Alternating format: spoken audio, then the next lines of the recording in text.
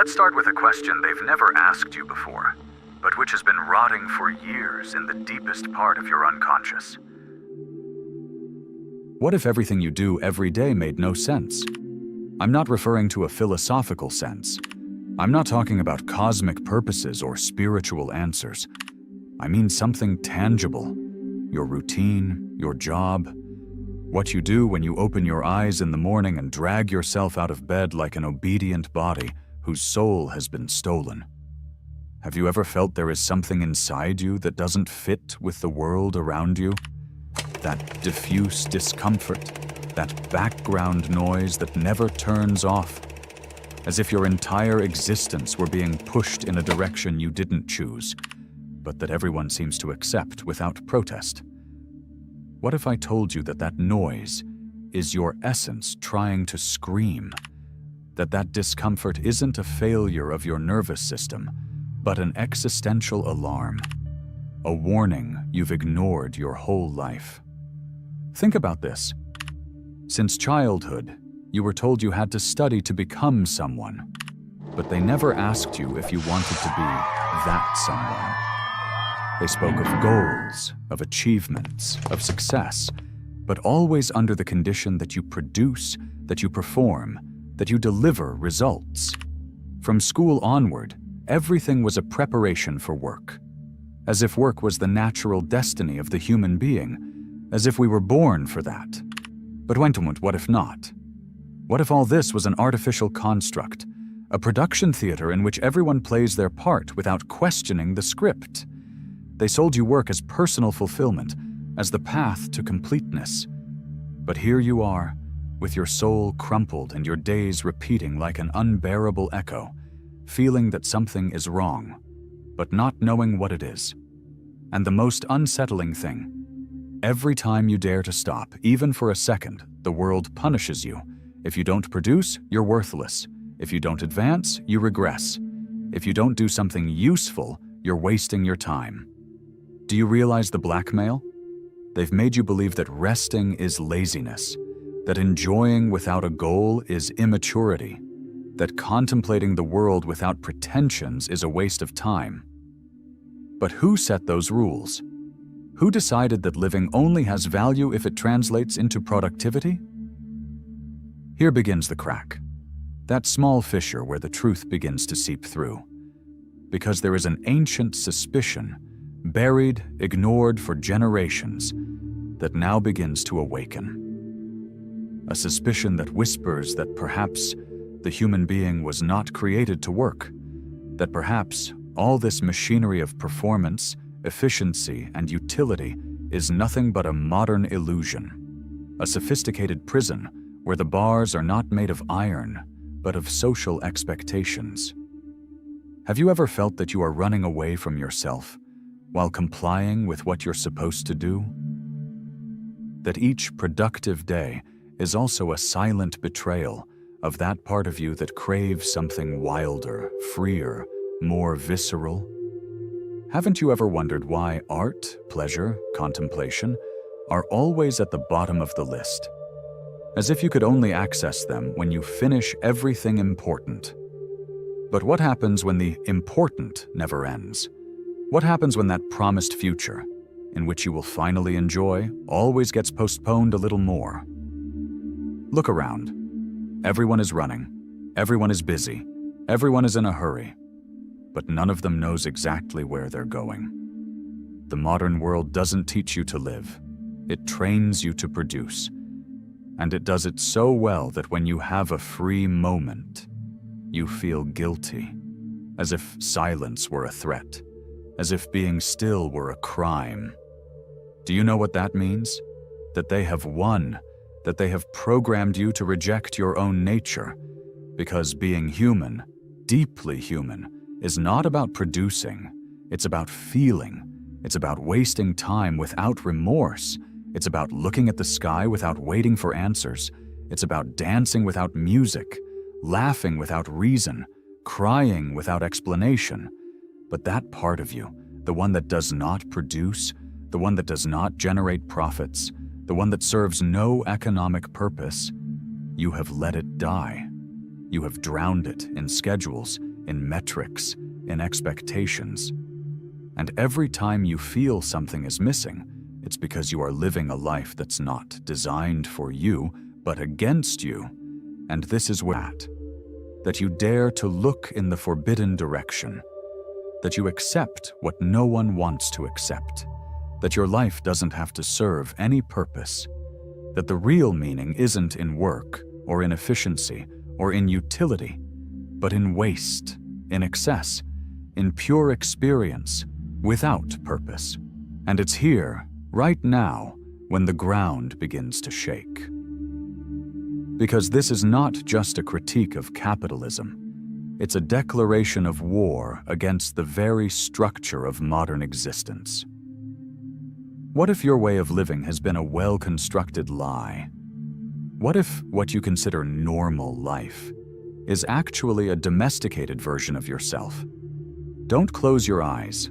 Don't switch videos. Don't go to another tab. Because what you're about to hear will not only make you uncomfortable, it will disarm you. It will make you look at everything you do, everything you've done, and ask yourself, for what? For whom? And at what cost? Get ready. This is not just a reflection. It's a rupture, a fracture in the mask you wear. We're going to talk about work, yes, but not as they taught you. We're going to talk about productivity, but from the abyss. We're going to enter the darkest part of the human soul, where time is no longer measured in completed tasks, but in wasted life. And when you come out of here, if you dare to stay, you will not look at your days the same way. Because maybe, just maybe, you'll discover that all this time you haven't been living. You were just functioning. And now that you know, what are you going to do with it?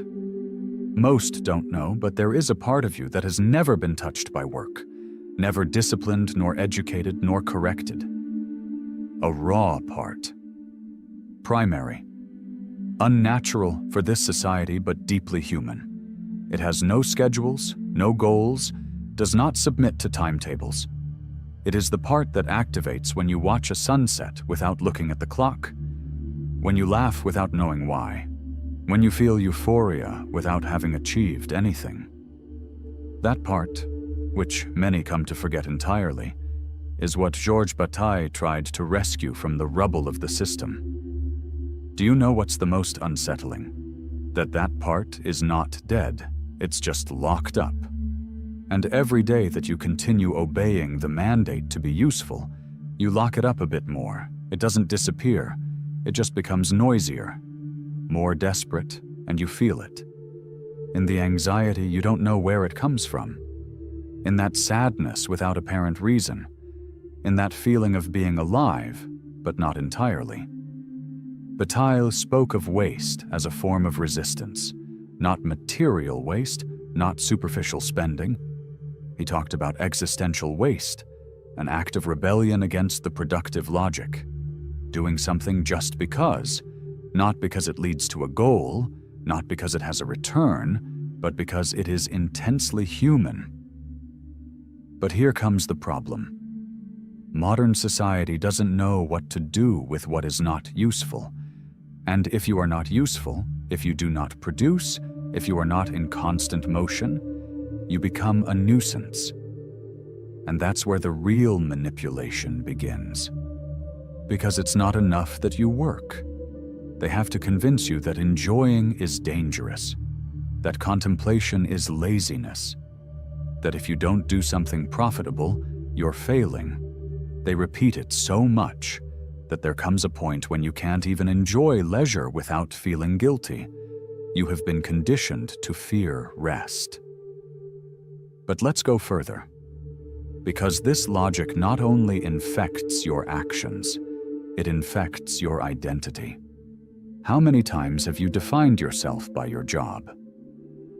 I am a designer, I am a lawyer, I am a doctor, and if tomorrow you lose it, what are you? Nothing. Because they taught you that you are what you do, not what you feel, not what you think, not what you imagine, and that's devastating, because you become a rented identity. Your value depends on the system that exploits you. As long as you are productive, you exist. When you stop being so, they turn you off. Like an old machine, like a file that no longer serves. And you know what's the most brutal? That the same logic gets into your relationships. You start to see others as resources, as contacts, as networks. How many people do you know who maintain links only out of professional interest? How many times have you felt that someone only approaches you to get something from you? Everything becomes an exchange, and when the exchange runs out, the link breaks, because we have lost the ability to relate without purpose, to talk without looking for something in return, to be with someone just for the simple joy of sharing. But Tail understood it. He knew that the human being needs excess, not balance, needs to burst, not repeat. That's why he talked about inner experience, a kind of journey to the deepest part of oneself, where there is no productivity or benefit, just intensity. A state in which the human being is freed from all imposed structures and gives in to the mystery of existing without reason. And there lies the key point. We are not designed to live locked in the logic of performance. We are designed to lose control from time to time, to cry without knowing why, to scream without cause, to disappear without notice, to return only when we feel it. But how are you going to allow yourself that if your agenda is full until next month? How are you going to allow yourself to be wild if you have meetings every Tuesday? Do you realize? The system doesn't need chains. A calendar is enough for you. It doesn't need a whip. A notification is enough for you. The prison is not external. It's inside you. In your guilt, in your anxiety, in your fear of not being useful. And the most perverse thing is that you yourself feed that prison, because you feel empty, and to not feel it, you fill yourself with tasks, because you are terrified of being alone with yourself, and that's why you seek noise. You seek stimuli. You seek productivity lists. You convince yourself that if you keep your mind busy, you won't have to look at what's broken inside. But the broken remains there, waiting, in silence. And you know what happens when you finally stop? When the world is silent, when the tasks are over, when there's nothing urgent, you feel it, that twinge, that discomfort, that feeling that something is wrong, but you can't name it. That's your real self calling, asking why you never gave it space, why you forced it to live in the basement of your life. But not everything is lost, because there is a way out. It's not comfortable, it's not simple, it's not quick, but it's real. And it starts with a single decision: to stop obeying, to stop measuring your day in productivity, to stop thinking that resting is losing, to stop looking for meaning in work and start looking for it in experience. It starts with small acts, not with revolutions. Listen to a song without doing anything else. Walk without a destination. Sit and watch the wall if necessary. Do something just because you feel like it, without justifying it, without monetizing it, without explaining it. Because in that voluntary uselessness, in that waste of time without purpose, begins to breathe another life. One that is not at the service of anything, one that does not ask for permission to exist. And it's at that point where everything changes, when you understand that you don't have to deserve your existence, that you don't have to earn the right to rest, that you don't have to prove anything. There begins the real freedom. Not the freedom to do whatever you want, but the freedom to not have to do anything to justify yourself. Bataille talked about the shame of waste, because he knew that society has trained us to feel bad when we don't produce. But he also knew that that shame is the threshold, the first wall, and that only if you dare to cross it can you start to truly live. So here you are, in front of the wall, with guilt in one hand and freedom in the other. Don't wait for the world to give you permission. Don't wait for others to understand.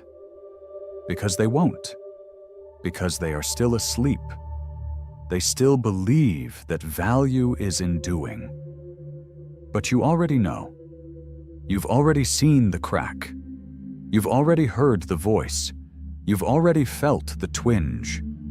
And now, you can't go back. The only question left is, do you dare to stop being useful? Do you dare to reclaim the part of you that serves no purpose, but means everything? And if you've made it this far, it's no accident. You're not here out of boredom or by accident. You're here because something inside you, very deep, very quiet, is starting to wake up. Because even if you don't say it, even if you don't admit it, even if you can't even explain it with words, there's a part of you that no longer wants to just function. That no longer settles for surviving from Monday to Friday, to barely breathe on the weekend. And the most brutal thing of all is that this part doesn't need answers. It doesn't want instructions. It's not looking for a method. It only wants one thing: space, silence, freedom. But let me tell you something that very few have the courage to accept. When you decide to stop producing for the system starts to decompose within you. You won't notice it all at once. It won't come as an epiphany with fireworks. It will come in small details. One day you'll no longer look at the clock with anxiety. Another day you'll stop justifying why you didn't do anything useful. And without realizing it, you'll be reconnecting with something you thought was lost: your ability to be, to exist, to live without performance. Because the real revolution isn't in destroying the system. It's in emptying yourself of it, in decolonizing your mind, in freeing your body from the mandate to always be doing something. And if the world falls apart while you are dancing in your room without quite knowing why, then let it fall apart. Because that dance, without purpose, without destination, without apparent sense, is more human than 1,000 consecutive days of sterile work. Look, this isn't about becoming a hermit, or burning your agenda, or leaving everything. It's about recovering what you should never have lost: the right to exist without being profitable. It's about daring to be an anomaly in a world hypnotized by efficiency. It's about holding on to your weirdness, even if it doesn't fit. And if that scares you, good. Let it scare you. Because fear, at this point, is not a sign of error. It's a sign that you are crossing a threshold, one that very few cross, one that, if you dare, has no turning back. Freedom is not comfortable. It's not orderly. It's not predictable. It's chaotic, animal, wild. But it's yours, and it's waiting for you. You're not going to find it in an office. You're not going to find it in your resume. You're not going to find it in your productivity. You're going to find it right in the place you fear most to go. Inside you. So now,